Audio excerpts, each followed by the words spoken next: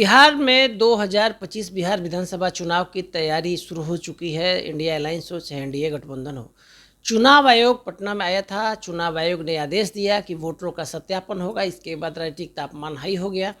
India गठबंधन के commander जो तेजस्वी यादव हैं, उनके साथ मुकेश सहनी सहित जितने भी इंडिया अलायंस के समर्थक दल थे, सभी ने एक सुर से कल चुनाव आयोग पर बड़ा हमला बोला, बीजेपी पर हमला बोला, नीतीश कुमार पर हमला बोला। हमारे साथ बिहार के बड़े शख्सियत नेत्र रोग विशेषज्ञ डॉक्टर सुनील कुमार सिंह हैं। मुकेश सहनी को उप मुख्यमंत्री बनाने के लिए, जो मुकेश सहनी का तो सपना है कि मुख्यमंत्री बने, लेकिन इंडिया अलायंस में उनकी पार्टी की तरफ से दावा किया जा रहा है कि तेजस्वी अगर मुख्यमंत्री बनते हैं तो मुकेश सहनी उप मुख्यमंत्री बनेंगे।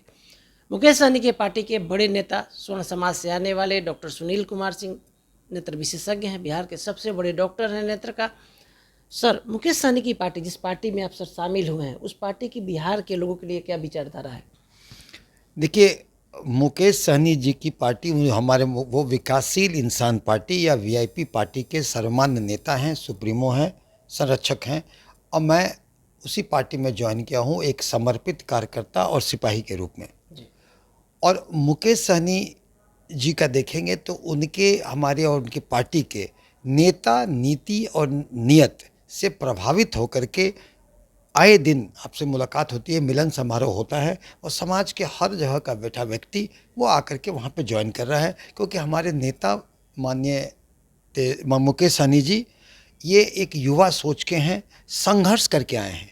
मुंबई में 900 रुपये महीने पे नौकरी करते थे और आज इस मुकाम पर पहुँचे हैं। तो संघर्ष क्या हुआ, इंसान को इतना एक्सपीरियंस होता है कि कैसे वो गरीबों का कल्याण कर सकें और सारे जो जनता का कल्याण कर सकें।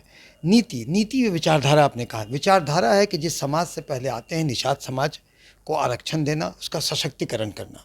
इसके अलावा अभी के परिदृश्य में देखते होंगे तो नीतीश कुमार जी अत्यंत पिछड़ा वर्ग की राजनीति करते थे, रहनुमाई करते थे।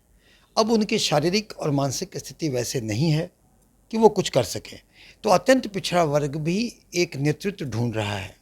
और ऐसे में मुकेश सहनी जी खुद अत्यंत पिछड़ा वर्ग के बेटा हैं, उनसे बढ़िया कौन होगा। तो अत्यंत पिछड़ा वर्ग के बेटा वो भी है। गरीबों का ख्याल रखना, अक़लियत का ख्याल रखना और विकास सही मायने में करना। सही मायने में विकास का मतलब होता है कि विकास की किरणें समाज के अंतिम पायदान पर बैठा व्यक्ति तक जाए और हम हैंड होल्डिंग करके वो समाज के अंतिम पायदान पर बैठा व्यक्ति को भी विकास के मुख्य धारा में लाएं।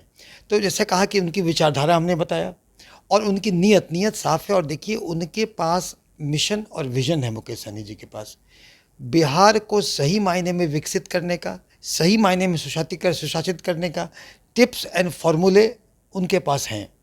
तो ऐसे में जो मुकेश सहनी जी और तेजस्वी यादव द्वय का जो महागठबंधन की सरकार बनेगी, वो निश्चित ही बिहार की जनता का कल्याण करेगी। लेकिन आप लोग 60 सीट मांग रहे हैं, आपकी पार्टी 60 सीट मांग रही है।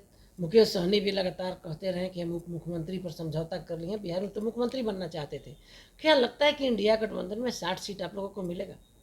देखिए, कभी उन्होंने नहीं कहा कि मुख्यमंत्री बनना चाहते हैं। मुख्यमंत्री की बात तो हुई उनके नहीं। समर्थकों का तो डिमांड लगातार देखिए, रहा है वो सर। तो किसी भी अपने सर्वमान्य नेता के लिए क्या एस्पिरेशंस और आकांक्षा होती है तो व्यक्तिगत किसी की राय हो सकती है, कार्यकर्ता की। लेकिन उन्होंने ऐसा कभी नहीं कहा और इससे भ्रम की स्थिति फैलेगी। उन्होंने साफ कहा है कि तेजस्वी यादव मुख्यमंत्री और वीआईपी के सुप्रीमो उप मुख्यमंत्री या उप मुख्यमंत्री वीआईपी का होगा, साफ कहा है।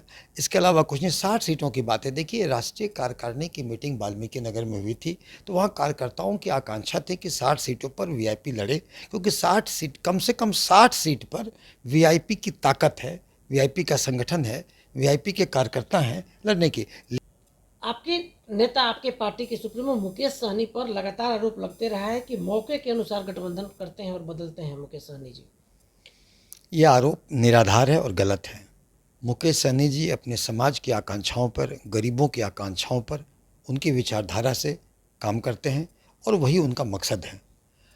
कभी भी मौके का नहीं। देखिए, जो जिस गठबंधन तोड़ने की बात करते हैं, अगर जहाँ पे नए थे मुकेश सहनी जी भी, तेजस्वी यादव जी थे, वो भी नहीं समझे मुकेश सहनी जी की ताकत। और फलसा क्या हुआ? फलतः ये हुआ कि तेजस्वी यादव जी मुख्यमंत्री नहीं बन सके, क्योंकि एनडीए में और महागठबंधन में मात्र 12,500 मतों का अंतर था और मुकेश सहनी जी एनडीए की तरफ थे। अगर उस वक्त तेजस्वी यादव जी मैच्योरिटी दिखाए होते तो मुकेश सहनी जी तो वो आज मुख्यमंत्री रहते।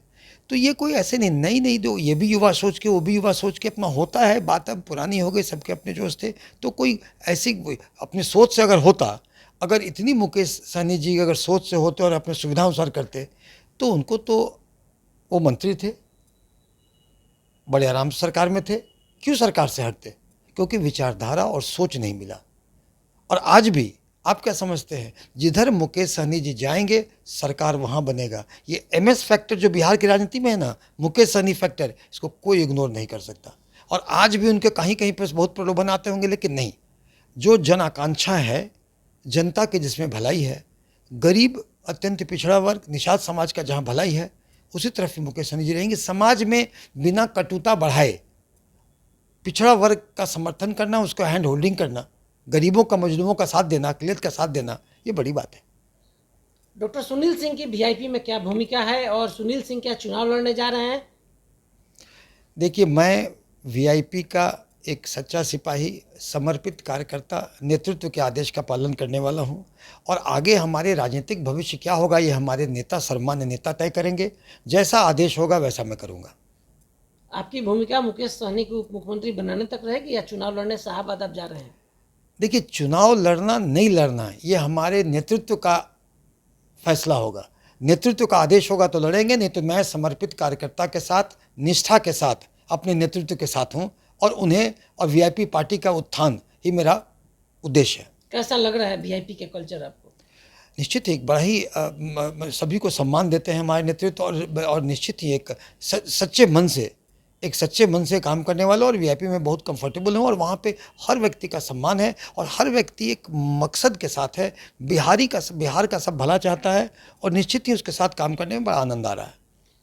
डॉक्टर सुनील सिंह नेत्र रोग के बिहार के नंबर 1 सबसे बड़े डॉक्टर माने जाते हैं। डॉक्टर सुनील सिंह को लगता है कि मुकेश सहनी के नेतृत्व में जो पिछड़ा वर्ग है सुरक्षित है? मुकेश सहनी के नेतृत्व में न केवल पिछड़ा वर्ग, पूरा बिहार सुरक्षित है। मुकेश सहनी जी जब आंख दिखाने आए थे तो उनके आंख में हमें पूरे बिहार का नक्शा मिला और जिधर जिधर उनकी आंखें जाती थी पूरा बिहार उधर ही मूव करता था। और क्या कहेंगे सर, इंडिया जो अभी वोटर्स को लेकर, वोटर सत्यापन को लेकर जो बड़ा विवाद शुरू हो गया है, आपके कमांडर, आपकी जो नेतृत्व के कमांडर है तेजस्वी यादव, लगातार BJP और चुनाव पर हमला कर रहे हैं, क्या कहेंगे? देखिए, इलेक्शन कमीशन एक स्वायत्त संस्था है, उसका काम वोटर लिस्ट का रिवीजन है। लेकिन जिस तरह से इस बार करने का फैसला लिया है, उंगली तो उठेंगी। देखिए, मात्र 25 दिन समय दिया जाता है।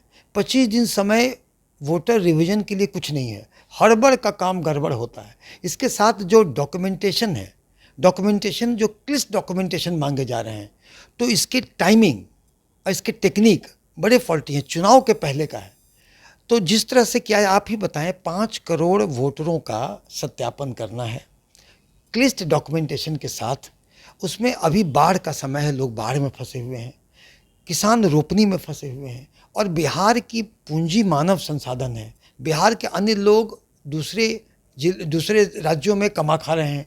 क्या ये संभव है कि वहाँ से यहाँ आएंगे, अपना बर्थ सर्टिफिकेट निकालेंगे, अपना पहचान पत्र निकालेंगे, अपने माता का बर्थ सर्टिफिकेट निकालेंगे, अपने पिता का बर्थ सर्टिफिकेट निकालेंगे और चुनाव आयोग को देकर सत्यापन कराएंगे? क्या ये पॉसिबल है? ये संभव नहीं है। चुनाव आयोग ये भाजपा के एजेंट के रूप में काम कर रहा है कि गरीब, मजदूर, किसान, ऐसा सिस्टम क्लिष्ट कर दो कि अपने सत्यापन नहीं कर सके, मताधिकार से वंचित हों और भाजपा बैकडोर से शासन में आए। लेकिन हम सब देख रहे हैं, सब वॉच कर रहे हैं, ऐसा होने नहीं देंगे। क्या ज़रूरत थी?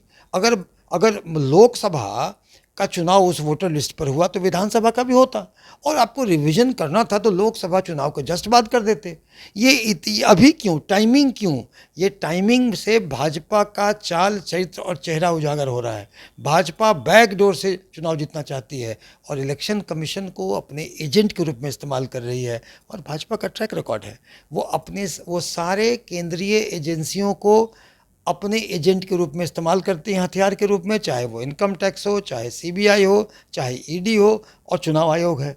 चुनाव आयोग को अपने क्रेडिबिलिटी अगर बचा के रखनी थी तो ये फैसला करने से पहले जितने स्टेक होल्डर से मीटिंग करते कि हमें करना है ये काम, कितने दिनों में होगा, आप कोऑपरेट करें, जनता को जागरूक करें, आप क्या कहते हैं और इसकी मोडेलिटी क्या होगी।